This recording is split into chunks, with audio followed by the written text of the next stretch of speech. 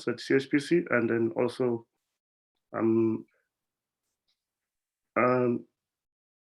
responsible for I lead human capital development at CHPC, the training programs and so on. So on the panel, I'm with Dr. Werner Janse van Rensburg. He's a research manager at CHPC. And also Dr. Happy Sithole is a manager for NICI's National Integrated Cyber Infrastructure Systems, of which CHPC is part of it with DERESA and SANREN. Our invited speaker today for the second webinar is also in field related to astronomy. Like we had first one on astrophysics, but this one is more on the large scale astronomy. So he's Professor Marios Santos from University of Western Cape. So I already sent you his bio. I'm not going to read it. I should mention that Prof. Marios Santos is one of the PI of astronomy project at CHPC, and his group has been actually using CHPC for some time now. So his talk today will be about high performance computing in cosmology. He will tell us more about the work they do using CHPC. And we're looking forward to hear from you. And Marios, over to you. Well, thank you very much. It's it's good to finally be giving this seminar. We had a bit of a back and forth about the date, and but yeah, it's an interesting connection, between HPC and cosmology. I'll try to avoid going too much like the technical details about the cosmology side of things, but I hope I can give an overview of the uses that we make of the CHPC. So, oops, let me. Okay. So let me first put up this diagram where. Sorry, just not make sure. Can you see me on the? Yes, on the I camera? can see. Okay.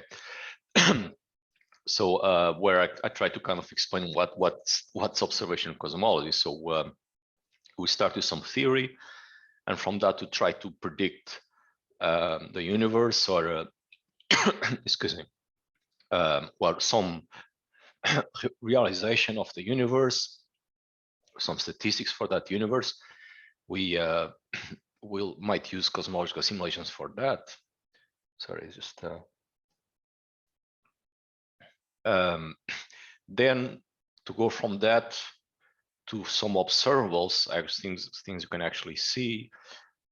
We need more simulations, more astrophysical simulations, and then that's going to be observed by some instrument and produce some data. And if you really want to understand that data, then we also need a model for the instrument. And so observational cosmology is kind of about going back from this data and fit it to the theory, or fit the theory to the data. So you need also to do some processing on the data, some calibration before you do that model fitting. So it's this whole process that I call observational cosmology. So if you want this into a more simplified approach, we start with a model. There's a bunch of simulations, equations that we need to solve. We need to simulate the instrument, everything, and then you have the data, and then we kind of go back and try to compare the data to the model, and there's a fitting process in this. So in theory, you could probably write down all these simulations and just run them end to end. In practice, this is very time consuming. The models have a large amount of parameters that need to be fitted for, and so you need to cycle through all these, and it can be quite time consuming. So well, just to kind of going back here and say, like, this is also, I think, one reason why social cosmology is so challenging, is that someone working in this field needs to understand all the steps going through all this process. So it's not just enough to work on the theory side. You do need to have a good understanding of the instrument as well. And and one reason why you need to have a good understanding of the signal of the instrument is that the signal that we are usually interested in cosmology is very small.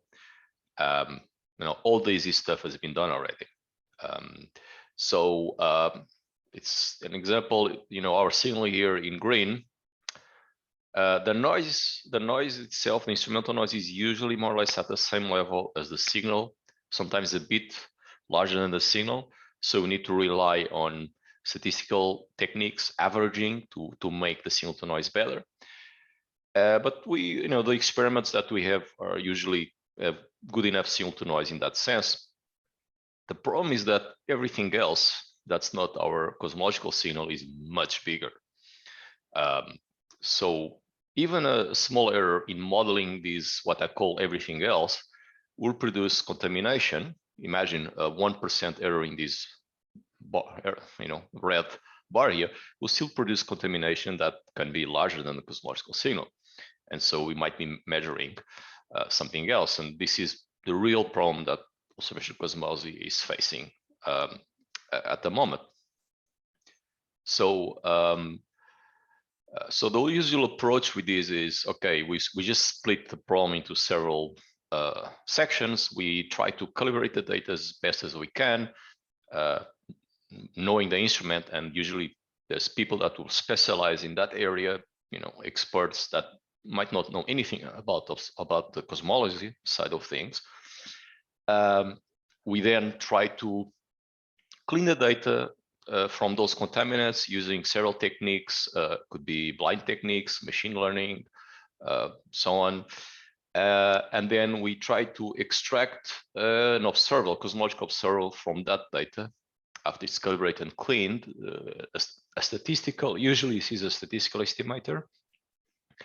Once that's done, then we move to the, let's say, the theorists in the group, and we try to fit theoretical models to that estimator, possibly using some simulations.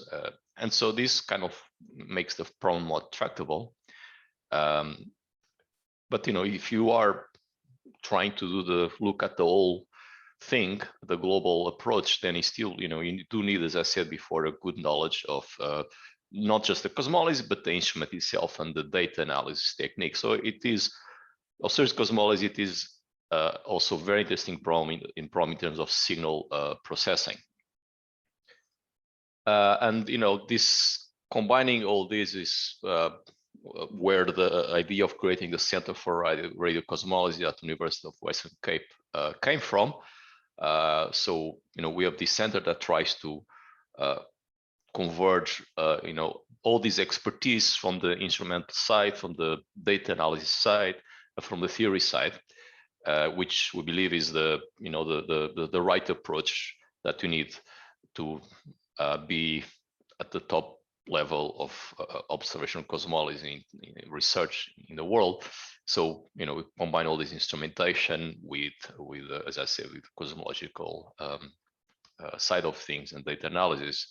And just to tell people listening that we have every year we have lots of bursaries available if students are interested on working on different aspects of these or combining them. So we're always welcome to check the website and apply. So it's a large group, and there's several staff members, postdocs, and students involved in this center. So more specifically looking at the CHPC, just to go try to be more abstract about what we're doing. In terms of main languages, some of the simulations are still written in C. Just it's on one hand a legacy, but also because usually they are faster to run. But a lot of the the stuff over it is Python based, or data analysis and so on. So Python basis. If I could look at the code, all the different codes that's being used, and kind of split them into categories, I'll say we do a lot of fast Fourier transforms, a lot of that, three-dimensional Fourier transforms, and also fast Fourier transforms on the sphere, on spherical harmonics. We do a lot of nonlinear minimization of cost functions, chi-square minimization, things like that, using different techniques. And we also do a lot of fitting using Markov chain Monte Carlo methods. I think a lot of the CPU use is into that. Well, in terms of data processing, then there is also a bit of, let's say, inverting large matrices and things like that, which I think it's part of this nonlinear minimization approach. So, I mean, I don't want to go into a lot of technical details about, the actual software that we developed. So I thought maybe I can just give you 3 examples, and because with those examples, try to kind of cover a lot of what's being done. So I'll start with one, which is a question that we've been trying to answer, is how many radio galaxies do we have in the universe, and how much energy do they emit? In particular, how many galaxies we have, depending on that amount of energy do we emit. I mean, are there a lot of high luminous galaxies? Are a lot of galaxies that are small luminosity? How does it distribute? So the usual approach is, well, we make a radio image like the one this amazing image from Meerkat that you're seeing here, and you go around and count the galaxies. You see, and you use some approach to do that counting. Of course, you don't go here visually and count them like this. It's actually, not easy, because they can be quite close together, and you do the counting, and then you kind of try to distribute that number of counts as a function. Well, you calculate this per unit area, and then you do that as a function of the flux that you receive. So the radio flux that you receive, that's the energy that you observe on Earth. If you want to translate that into the actual energy that's being emitted, I mean, obviously, the farther away the galaxy is, the less energy that arrives to Earth. So you need to take into account the distance of the galaxy to Earth. So you need what we call a redshift. So you can add that extra information into this image and do that. So that's the usual approach.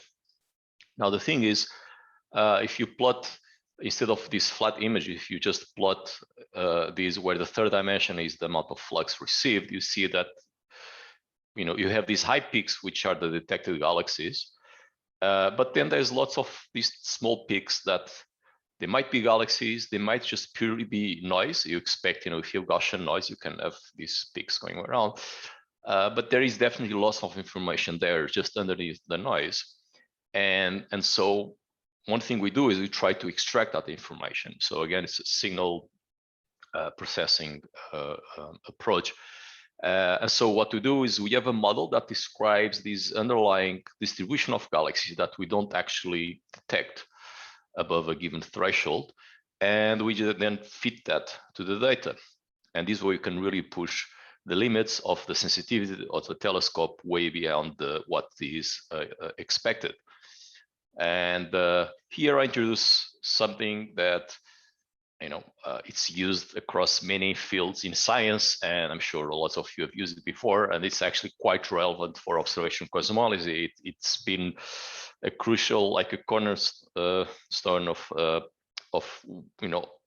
how observation cosmology came into becoming a high precision science, let's say, and that is Bayes' theorem, and the fact that we use this Bayesian approach to fitting. So Bayes' theorem just states that the probability of a model given some data is equal to the probability of that data given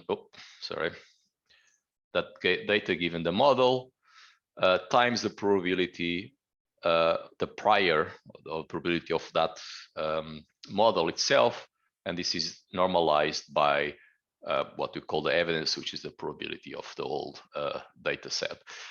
And so, on the right, I just kind of exactly explain what these things mean.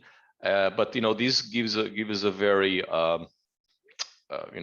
mathematical, very precise way to fit for the data and to measure how good these fits are. So this is very much used in our approach. And one example is exactly what we do to these radio images. This was work done by a former PhD student at UWC that is now a postdoc. And the idea here, we start with a model that describes the distribution of galaxies and the way the number distributes with the luminosity, with their brightness. We convert that into what we observe, number counts, using some equations. We then use a software that will run through all these parameters, free parameters that we have in our model, and we'll fit that into the data. And this software is called Multinest. It's actually installed in the CHPC. It's actually I think it's a slightly different approach from the standard Markov chain Monte Carlo approaches, where you kind of navigate through the parameter space using these random samples. But it's quite fast, and it allows to actually compare between different models because it calculates the evidence of this Bayesian theorem, which is it's Z, this Z that you see here at the bottom of the equation. And so we can then maximize this fitting, and that's how we get our models. And you can see on the right, this is just in black, you see it's actually the distribution of galaxies that you observe in the data. On the right hand side are the detected galaxies.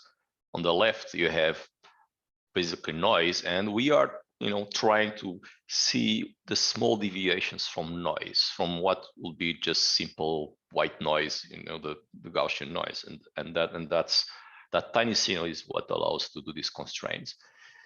And just example of a plot. I mean, I know that probably lots of you listening to this are I don't work in the field, but on the x-axis we have the luminosity of the galaxies, how bright they are. On the y-axis you have the number counts, how many galaxies we have as a function of that luminosity. And the points you see in black is what we get from the detected galaxies in the image. You just count them, and this is what you have. Our fit, or one of our fits here, is this gray area, which with some error already that we can predict. And the good thing of this method is that allows to go much farther below the detected galaxies. So in black is only the number counts that we have, the ones that we see, and then with this method you can go much further below the threshold of the detection, and it actually compares very well with much higher sensitive surveys that we have at other frequencies. So this is one example on how powerful this technique can be. And again, this is, you need to run all these fittings many times, and we've been using the CHPC for that. So that's example number one. Example number two, this is, I guess, the area where I've been more focused in the past 2 years or more.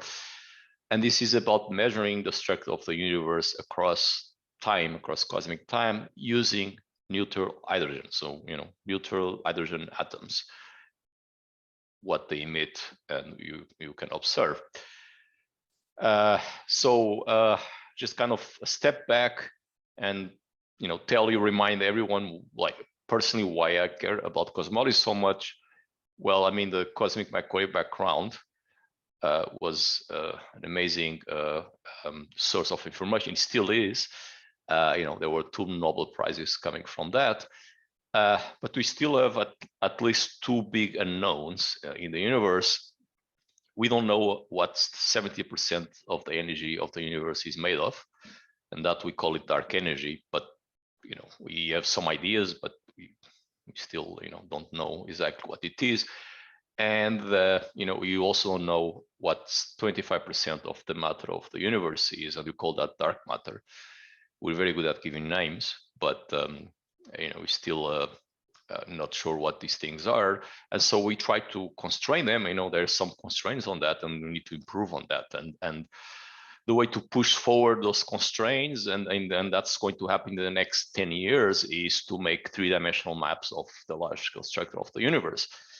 To make these three-dimensional maps, you need the angular position of the objects on the sky, but you need also the distance of the objects to the observer, the line of sight distance, and that's done by using redshifts, by observing emission lines from the galaxies and so on. And this is actually very hard, very difficult. It requires extremely large and sensitive telescopes. And in the radio, we can do this in a more, let's say, natural way, using the 21 centimeter line from neutral hydrogen. So neutral hydrogen is an atom. It will emit radiation when there are transitions in its energy levels. And there's one very interesting transition, the hyperfine transition, when the atom is in its ground state, that emits this radiation that we call 20 centimeter line, and it's used in radio astronomy to observe galaxies and the universe. And so this is kind of our approach to try to tackle these big questions in cosmology. And this is one reason why the square kilometer array is being built. In fact, the name of square kilometer comes exactly because if you want to observe a normal H1 galaxy at redshift 1 using this 21 centimeter line, you actually need about a square kilometer of collecting area. And so the SKA is going to be built in two phases. Timelines are a bit fuzzy. We expect phase 1 to be constructed or maybe even observing by 2027. Phase 2 is still a bit on the on paper phase yet. It's going to be built, and it's being built in two countries, South Africa, maybe with some expansion to other African countries around South Africa, and then Australia, with the headquarters being in the UK. So there are two different instruments with phase 1. One is what we call SK1 mid, and that's the one that's being deployed in South Africa. It will add 130 dishes, 15-meter dishes each one. Like, so these are big dishes. You can see the image on the right, the small car compared to the dish. So you'll have 130 of those. That will be added to the currently 64 dishes that we already have with Meerkat at the moment, and those are 13.5-meter dishes, also quite big. And they will be spread across a large area up to a diameter of about 120 kilometers. And they work at frequencies from FM radio, 350 megahertz, 1 gigahertz, and so on, until higher, till higher frequencies, 14 gigahertz. So it will cover also the cell phone band, GPS bands, and all those other things that we use. And so we can observe in cosmology, these will be able to observe redshifts between 0 and 3. And that's SK1 mid. And then there is SK1 low, which is going to be deployed in Australia, which is going to be made of something that maybe a lot of the younger people don't know anymore, remember anymore, but they look like old TV antennas, or that you have, like, but lots of them, like around 120,000 of them. And these will work at much lower frequencies in the FM band. And this is going to be used to probe mostly the high redshift universe. So that's the SKA, but we have in South Africa our own telescope called Meerkat. which will be part of SK1 mid, as I said, and it's as distributed in a 8-kilometer diameter circle, and it is working at frequencies between 580 and 3,500 megahertz. And in terms of redshifts, it will be able to probe redshifts about from 0 to 1.5. And there are discussions about expanding this up to 84 dishes as well. So, okay, going back to this 21 centimeter line that we want to observe with these telescopes. Okay, so what is it exactly? So and why do you observe it? As I said, neutral hydrogen is pretty much the only luminous thing we have across the whole universe, across cosmic time. Even before galaxies existed, we already had neutral hydrogen. So it could be a great way to observe the universe. It's the way to observe is through this line. We call it 21 centimeter because the frequency is 1,420 megahertz. And if you convert that into a wavelength, it gives you 21 centimeters. So it's deep in the radio. It's very abundant in galaxies. On the right-hand side here, you can see a line emission from one galaxy, and that's very typical shape of the line. Unfortunately, it's very, this is a galaxy that's very nearby and very massive in H1. So if you want to observe small galaxies far away, it becomes very, very hard. But it's also abundant in the intergalactic medium that is between galaxies in the young universe, when there were very, very little galaxies. So that's also interesting. And it's a very good trace of dark matter. So what we call 21 centimeter cosmology, which is about observing this H1 line across the whole universe, can be used if you look at this diagram I have here at the bottom. It can be used to observe the universe from very early on, what you call the dark ages, to nowadays when you have all these H1 galaxies. So that's a very powerful observing technique.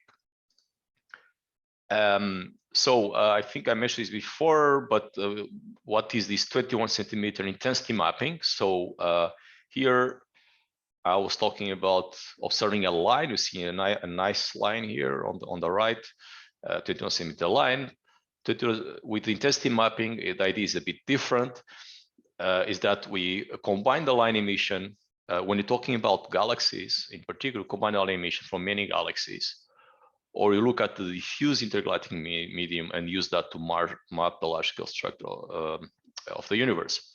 So in the case of galaxies, I'll talk later on about the intergalactic medium. In terms of galaxies, you can see on the right all these points here. Imagine they are all galaxies.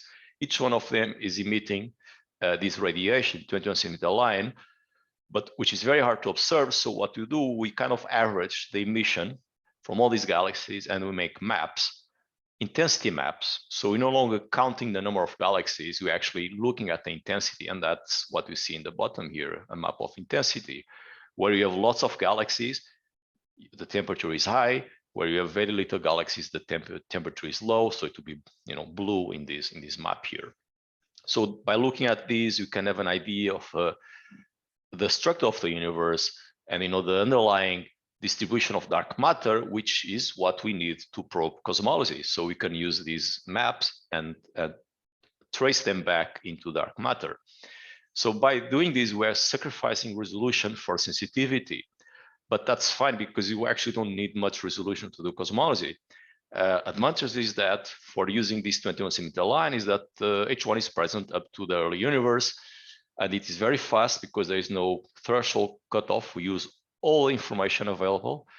I can access large volumes. Again, we're sacrificing the resolution for survey speed and sensitivity to large scales. And it provides a high frequency or redshift resolution. So we can make these maps at many, many, many redshifts. So we make three-dimensional cubes in reality, not just a single map. And that's another great advantage. Can slice up this information. And just to kind of mention that there is a proposal to apply exactly this technique using Meerkat. So I mentioned the SKA, but we already have Meerkat fully working, and we would like to use Meerkat to do cosmology. And there's been some pilot surveys being done. There's been a lot of work from Sorrel, from the office, in terms of trying to implement some of these observing techniques, and you know, it allows, you know, it shows great potential to allow Meerkat to really do cosmology way before we can do this with the SKA. Not just that, but we can actually, because it's a large survey, you can actually combine these with other science. So this is just to highlight that. Now, going back to the problem at hand and what I've been working on. So we want to do this intensity mapping, 31 centimeter intensity mapping maps, or H1 intensity mapping maps from neutral hydrogen with these telescopes. And the problem is that we have many other things contributing to the signal. So you see here, externally, you have this H1 signal, which is not just a slice, but it's actually you know, it's a volume. But then we have lots of galaxies emitting radiation that we don't want. We have our own galaxy, very strong signal, contaminating the signal. And then you have all these satellites around the Earth. People keep sending satellites around us, emitting stuff down to us. You know, these telescopes we have are extremely sensitive. Like with a single Meerkat dish, whenever a satellite goes over the Meerkat dish, the signal is so strong that it affects, you know, the receiver, you know, goes into a nonlinear regime, and they need to impose a cutoff, because otherwise it could, you know, damage the receiver. So that's how sensitive these things are. You know, you have the atmosphere, the other things, and so on. And then the instrument itself, it's never perfect. You know, there's all these things going on with the instrument. It changes with time, it fluctuates, and all that might contaminate the signal, and we need to deal with all that. So remember again what I talked at the beginning. So for instance, one thing that we've run at the CHPC are simulations for what the foreground should be. We developed this code, software is running, and it's installed at the CHPC, and so we try to predict, you know, how strong, depending on the modeling, how strong the signal can be. And this is one example, and you see that, for instance, the galactic emission from our own galaxy can be 1,000 times or 10,000 times stronger than the signal that we want to measure. So it becomes hard to disentangle what we want to measure from all this contamination. The way you do this is through signal processing techniques. And the reason is that if you plot this signal as a function of frequency, so remember again, we are in the radio, we can measure the signal at many radio frequencies, so you can then plot the intensity versus frequencies. And if you do that, all these contaminants are very smooth in frequency, usually. While the signal we want, our cosmological signal, is actually very noisy, very small, but very noisy, so that it just wiggles around in frequency. And then you can use ways to distinguish between these two. And you know, and there are many different approaches to that, and that's kind of how we do this. And again, we've used different systems to compute this. I just one example about what I say about instrumental contamination, and this is the fact that when you're observing with the telescope like Meerkat, we have a dish. The dish will observe a certain area of the sky. What happens is that that dish, actually, the way how much area it observes, it changes with frequency. And on the right, I know this is a bit technical, but on the right, it's the size of the area on the sky that the dish is observing. In this case, is Meerkat, as a function of frequency. And you see there is this oscillation. It kind of is wiggling like that. So so the problem here is that that wiggle will then translate something that is something that's very smooth in frequency like that into something that will start wiggling around. And so we need to learn if, you know, then it becomes mixed, entangled with the signal we want to observe. So it's an extra problem that you need to deal with, and this was actually work developed by myself and Marta Spinelli and Mazzucchelli, Siebong Mazzucchelli at the University of the Western Cape. And these simulations were run at the CHPC as well. And there were interesting results about how, exactly what is the contamination and how we can actually remove this contamination. Another thing that's been a lot of work in the past 2 years has been actually doing a pilot survey with Meerkat, setting up a pipeline to process the data, analyze the data, and calibrate it. And we developed all these algorithms to do that. Jingying Wang, a postdoc at the University of Western Cape, was leading this project. Some of these was run at the CHPC, other stuff was run at ILIFU in IDEA.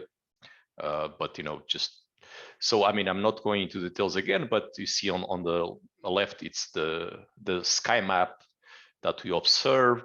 The right is the scanning strategy that we had our Meerkat dishes moving around to probe this area of the sky. And this was, it was a lot of data, many terabytes of data that had to be analyzed, processed. This is the pipeline that was developed and that we are running. Again, we try to kind of split this into blocks to make the analysis a bit more easy. Not going through that. I don't want to run out of time. And this is just one example about this approach, this Bayesian approach of fitting. So we have a model that describes the sky, at least the strong stuff in the sky, as well as the telescope. And then this model has a certain amount of free parameters, and then we fit that directly to the data, to the raw data. And this way you calibrate the telescope and at the same time fit for some of these strong signals. So we have some model of the sky and fit this and so on. So this is kind of the approach we're taking. And this needs to be cycled through many parameters. And this is some of the final maps we get. So we have 64 of these maps that we can make, and then we combine them. And what you're seeing here is an image of the sky in intensity mapping. Unfortunately, there's still some contamination here. This is not the H1 signal here. There's still other stuff that we need to remove. But just to show you that this pipeline is already working, and this ongoing process to improve on these. And there's actually another pilot survey that is going hopefully to happen soon. All right, so 3 examples. The last one is about using the same technique, this 21 centimeter line, the H1 intensity mapping, but to constrain the temperature of the young universe, to observe the young universe, the early universe. Again, we use the 21 centimeter line, but now we are looking at the intergalactic medium. So not galaxies anymore, but the stuff between galaxies. In fact, we are looking at things so far early in the universe that might not there be any galaxies whatsoever. You might just have dark matter and lots of neutral hydrogen around. And so we need to model that. And we know the equations, you can write them down, but to solve these, we need simulations. And these are usually quite powerful simulations that you need to develop. They need to include many effects happening in the early universe, some of them very astrophysical, depending on the way galaxies emit radiation and how this radiation propagates in the universe. By observing this signal, we can probe what we call the epoch of ionization. And basically what this means is that in the early universe, all the neutral hydrogen is neutral. Sorry, all the hydrogen, or most of the hydrogen in the universe is neutral, because the universe is quite cold in the early universe, as long as you don't go very into the beginning of the universe, right? If you go very early on, of course, the universe is very hot and then everything is ionized. But after a while, it cools down and the neutral hydrogen is, becomes neutral. then at some point you have the galaxies, stars start to form, galaxies start to form, and as they form, they start emitting radiation. This radiation ionizes those hydrogen atoms. Everywhere you start seeing these bubbles percolating through the universe, and that's what we call the epoch of ionization. And this phase, we already have some measurements about this phase, but it has never really been probed directly, and this is what we're trying to do with some experiments. And you know, as I said, we need simulations to kind of predict this, what we're going to observe from this very early universe. And on the right, you have an image of one of those simulations. So you see, you don't see any galaxies here because the galaxies are very, very small points in this simulation, and they're not that many. This is the early universe. So what happens is that you have these neutral hydrogen everywhere, and now because of the radiation coming from these galaxies, you start seeing these bubbles, and they will like start connecting to other bubbles, and they will create this kind of black parts in the image. And so that's where the emission of neutral hydrogen is zero because everything is ionized, and then you have the red part, where you still have some strong emission from neutral hydrogen. Now, you could do this with full radiated transfer simulations, but it's very hard. It's very intensive in terms of computing time. And so we do some shortcuts, and we develop semi-numerical simulations. I developed a few of those myself some time ago. As you see here, 2010, it was like 11 years ago, my God. But actually, there's been further improvements to this code. And a few papers with new simulations were done, and I just indicated the links here, and a lot of these was also run at the CHPC. So the biggest simulations we can run using the full radiated transfer are about 100 megaparsecs, so much smaller than what we can do. And the other thing is that with these numerical simulations, we can run them many, many times. And we need that when you want to compare with radio telescopes, in particular one called the Hydrogen Epoch of Ionization, or HERA, which is the most sensitive experiment to probe this high redshift universe, the epoch of ionization, before we have SK law. And the interesting thing is that this experiment is also installed in South Africa. It's installed right next to Meerkat, as you see in this image here. Now the construction is actually more advanced than what was taken in this image. And this is another photo of more detail of what this experiment is. They're like dishes, but they're like sitting on the ground, these dishes. And you have many of them in a closed pack. And they're not like these nice surface dishes that you see in Meerkat. They're like made of a mesh, a wire mesh. And that's HERA. So running out a bit of time, so but I'm almost done, I think. So HERA is a US-led experiment, but a large collaboration with people you know, from the US, from Australia, from Canada, from the UK, and from South Africa as well. And they've recently, actually just past 2 weeks, so this talk was a perfect timing in that sense. They actually published the first results from their observations. So this instrument, if you see here, it's pointing up. It's always observing during the day, during the night, always taking data. A lot of this data is just thrown away because you can't really use it. And you know, there's so much data that you better just select the good one and throw everything else away. It's been observing since 2018, more or less, and some of the data that was observed at the time was processed, and they, you know, ERA released the first measurements of these just recently.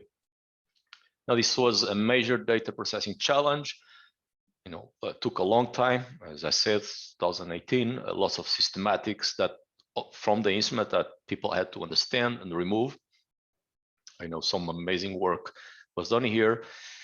And you know, the final results you see on the left, these are power constraints of power spectrum. Now, the results from HERA, this was just from 18 nights of data. And when the instrument was still just 30 dishes, so not a lot, the total is 350 dishes, and we almost now have 350 dishes working.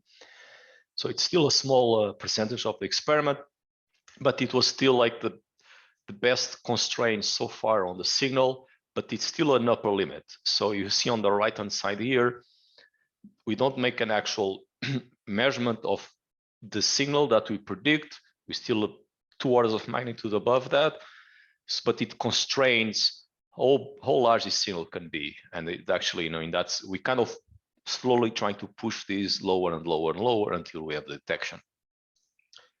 And connected to these results, we did a theoretical analysis. And so we tried to fit cosmological models to these measurements and see what do they say about the early universe.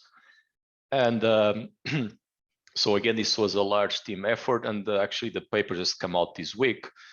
So it's not published yet, it's been submitted.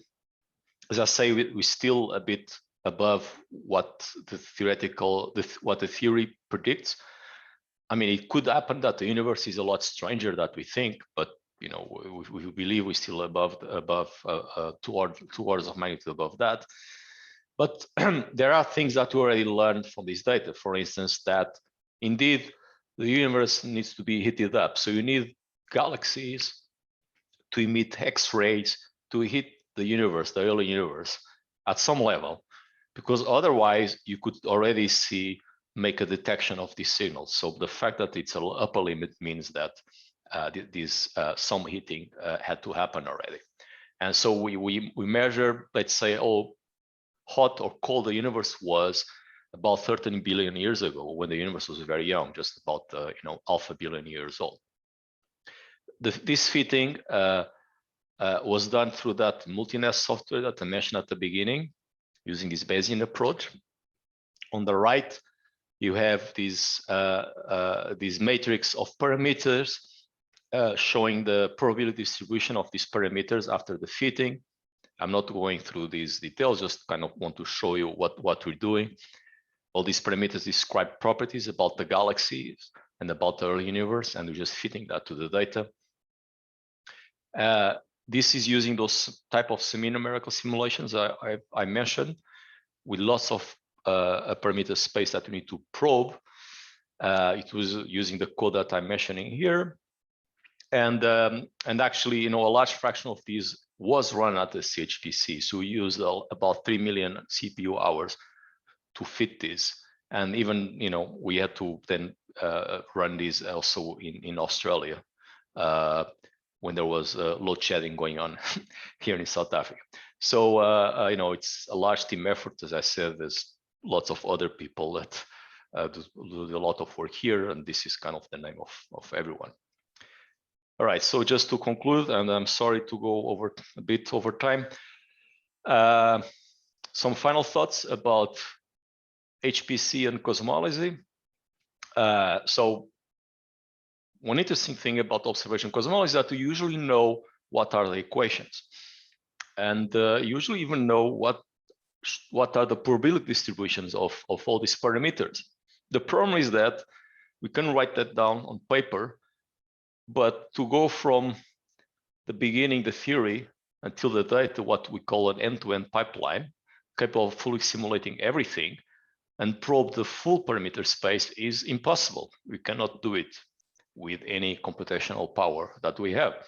So a lot of the time we spend in doing research in observation cosmology, a lot of it's a game about making approximations, improving the code and the algorithms, so that you can run everything quicker with the current computing power that you have. That's one thing. The other game is we look at the data and we try to learn things about the instrument or about the contaminants, so we can reduce the parameter space. We can say, well, okay, it's actually that parameter cannot be anything. Actually, it needs to be that. So we learn something about the instrument, for instance. No, that's the only thing that the instrument can do. And so by doing that, we kind of try to reduce that perimeter space, and before we can jump into this fitting approach. And as I said as well, usually split this approach into these self-contained blocks: calibration, imaging, or some processing on the data, and then the theoretical fitting, so that this can be simplified. But the problem then is propagating, for instance, errors through these. If you assume too much during calibration, that might affect the results, the theoretical results that you get.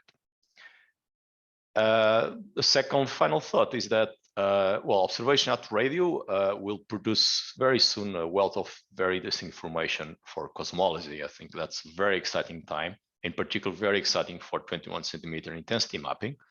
We already have the raw sensitivity to measure the signal, so we have signal to noise. The analysis and the systematic challenges are the difficult part, but we keep pushing ahead in that. The Meerkat single dish calibration approach has been demonstrative that it works, and if you can actually do a large survey using Meerkat, this will provide really interesting constraints on cosmology way before the SKA. Hera is already competitive, the best constraint so far in the market for the early universe, and we have a lot more data coming. And again, just to remind you, this is a large team effort. You see on the top left here, this was a workshop we did at Sarau, actually in March 2020. It was just before the pandemic happened and South Africa closed its borders. I hope we weren't a super spreader event. On the bottom left, it's the theme that works with the science component of Hera. And actually a reminder, and this is on the bottom right, it's actually the site team, not everyone, so a few of them, and those are mostly South Africans from the Northern Cape, that really helped putting up the instrument and building Hera. So which will be, without that, we won't be able to be talking about all these nice results. So yeah, I finish here. Thank you very much, and apologies if I run a bit over time. Thank you, Professor Santos, for a very interesting talk. There is some questions. I can ask one of my colleague Benjamin to assist with reading them on the chat, but also if there's someone who wants to make a comment after we read this, I think there are 2-3 questions, then you can raise up your hands, then we can handle that. Benjamin, over to you. Sure, thanks, Prof. So there's a few questions. The first one is from Robert. He asks, what systems at the CHPC are being used for simulations, and how long do they need to process one resultant map? I mean, by systems, I assume, well, we use the CPUs, not the GPUs. For the simulations, the how long they take, it depends. So usually with about let's say 100 CPUs, more or less, it will take the semi-numerical simulation to take less than it will take half an hour to run from end to end. Usually try to cut that a bit more. If you go to the more detailed simulations, the ones that are not purely semi-numerical, then they will take 2 days with about these 100 CPUs. And model fitting, again, depends on many parameters. Refitting the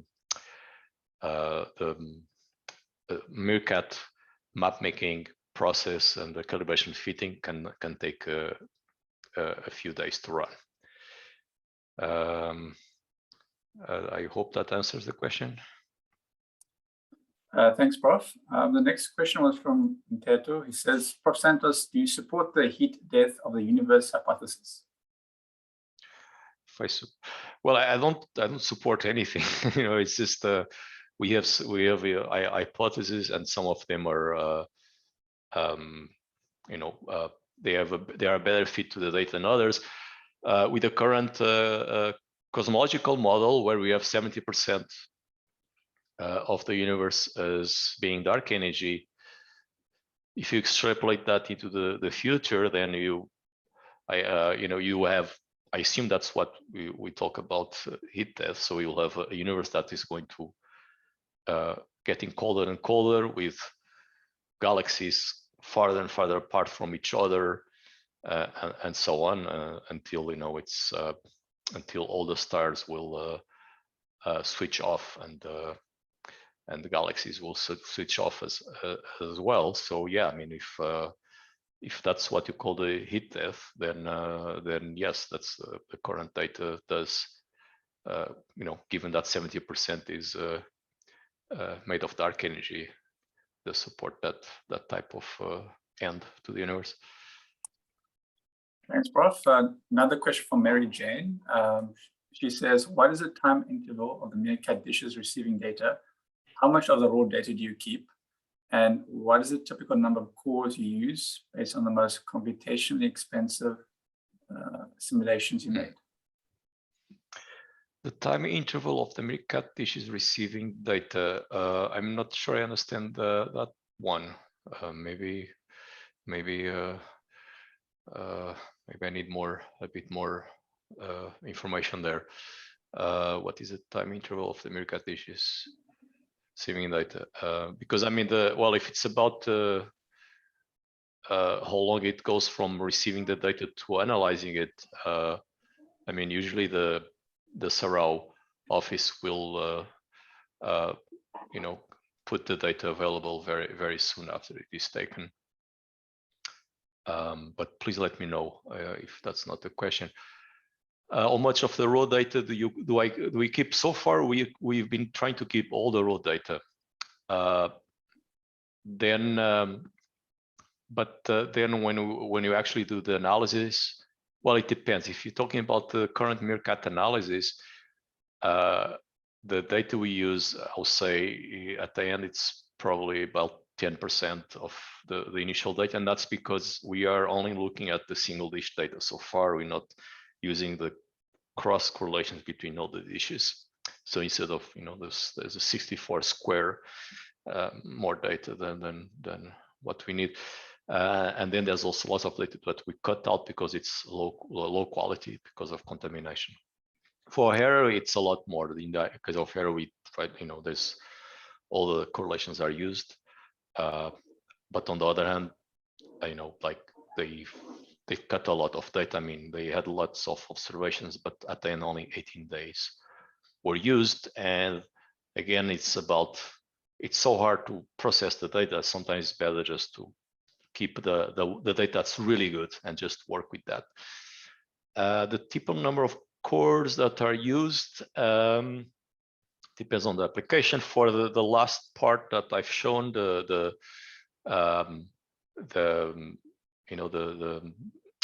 fitting of the theory to the error data, that used 3 million CPU hours and over a period of 2 months, more or less. So it really, how that translates into amount of cores, it really depends on how the queues were available at the time. But you know, we usually use the standard queues to run that. So yeah, let me know if that was. I'm sorry, I didn't properly answer the first question, I think. So let me know. No problem, Prof. Werner, you have a question? Yeah, I will just join by voice. Thank you, Mario, for the interesting talk. I think from my side at CHPC, it's always very interesting to see how the meerkat data is being processed and what the results are. So my question is also a bit related to your relationship with Sarau. How involved is Sarau in your work? Or are you just a user of, say, the meerkat data that Sarau produces? That's my first question. And then secondly, how easy or difficult is it for a research group to get access to and make use of the meerkat data to process it and to do research on it? So that's the. And then the last question is, I'm asking these questions because you are, of course, a big user of CHPC. I mean, I've just checked about more than 8 billion hours used already in your program, and but we are not seeing a lot of independent research groups doing this kind of simulations you are doing by making use of, say, the MeerKAT data. So I just want to understand how that process works and yeah, how you are using it, your relationship with Sarao. Thanks. Okay. Yeah, so our observing mode is quite special. So we actually interact a lot with Sarao. I mean, also I have a position with Sarao as well, which exactly because of this constant interchange between understanding the instrument, the cosmology, and how much we need to understand about the instrument. So our connection is quite deep. Probably not the standard user connection where Sarao provides standard radio data that is then pushed to the user for further calibration and data analysis. So that, yeah, I mean, because we need, we've been developing these observing, this user mode, this observing mode, and so yeah, with them more detailed. And then that's also useful because we can give feedback about the instrument itself. And this also to say that because MeerKAT is a very new instrument, just think that the other instruments, radio telescopes, have been around for many years. MeerKAT is quite new, so there's been a lot. Even other users might have a more close interaction at the moment because they will find problems with the data, and then they try to discuss that. And Sarao has been very helpful with that support. So that was one. Sorry, the other one was about user access, right? So there is, well, I mean, first, a lot of the data that MeerKAT is taking is already allocated to specific groups, large chunks of data called large survey projects. And so people will have to be part of that collaboration to access the data. There'll be a proprietary period for that. The other is like there'll be smaller projects like what we call open time projects, and again the observer together with the team will have access to that data. And then there is data that Sarao has been taking for many other reasons, commissioning the telescope, testing the telescope, and so on. And that data is actually available. There's already a lot of data. There's a database. Sarao has the database of data that people can access, or at least request Sarao to access it. Now, I mean, as you probably know, that the raw data is being saved at the CHPC, and there's already a lot of it. So a lot of the old data that MeerKAT is taking or took is already going into tapes. And so if people need access to that data, then there is a more long process because you need to ask someone to go get the tape and put it back on disk. So yeah, I mean, I guess that's the point. So there is data available from Sarao, MeerKAT data people can access. There's some of that data has been calibrated by Sarao themselves, so that saves time to certain users. They don't need to go through the whole process. Other option is you join one of the large survey groups, or you're part of some of these PI-led open time surveys. I'm hoping I'm answering. Was the last one? Yes, about... no, thank you very much. I think it's just of interest to the audience to have this information also. So it's appreciated. Thank you very much. Yeah, you did mention about well, I guess other users using CHPC. I'm not sure. Yeah, it's just that we do not see a lot of say independent programs necessarily processing say models at the CHPC making use of that data yet. I mean, it's something that we anticipate to still happen. So your program is a good example for us. Yeah, I think I mean the biggest obstacle for people to using you know a certain computing facility is you know it's user support and installing software, you know, and especially in our case it in some ways is easier because we are developing a lot of our own software.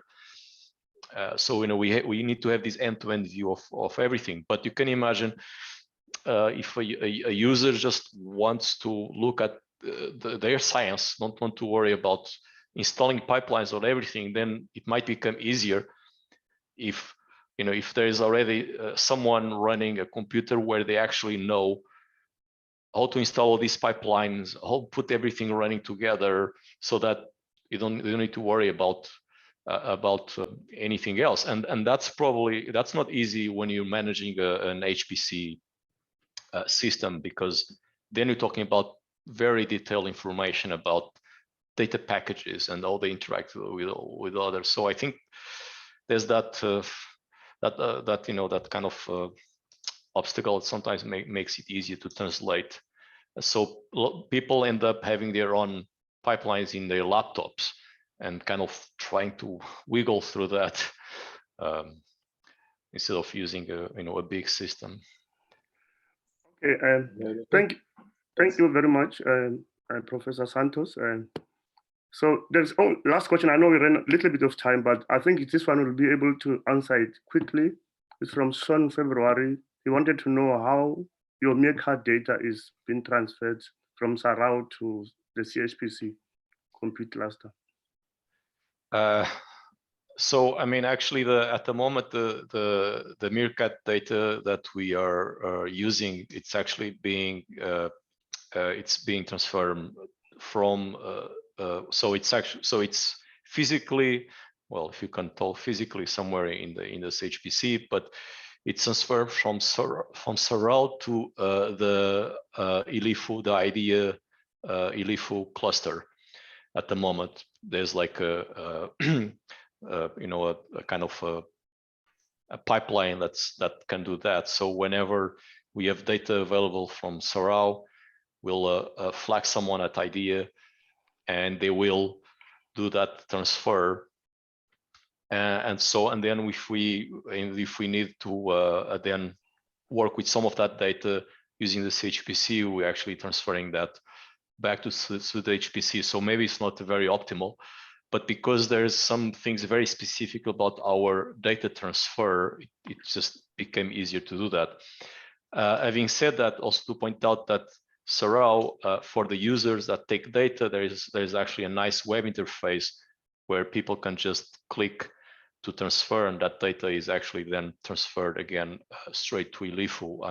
I don't think that's available for the CHPC in that case. In our specific case, we don't have that button to click, so there's a few emails that need to be exchanged. But yeah, right now it's Sarau, ILIFU, and then CHPC. Thank you very much. I think this discussion is the discussion that you can take it further with Sean and also those that are interested. I would like to thank the presenter once again for a very interesting talk, and also thanking those that joined, and I hope I trust they learned something. The talk was very interesting. Without wasting your time, I would like to adjourn the session. The next seminar will be on Earth observation. That will be next week, Friday. Thank you very much for joining once again. Thank you. Bye. Bye. Thank you, Mario.